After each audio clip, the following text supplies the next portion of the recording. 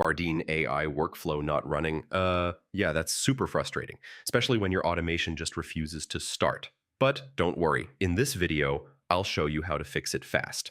All right, first check your workflow trigger. I mean, if it's not set correctly, the automation won't run at all. Next, try running the workflow manually. Yeah, this helps you figure out if the issue is with the trigger or the steps inside. Now, go through each step in the workflow. I mean, even one broken step can stop the entire process.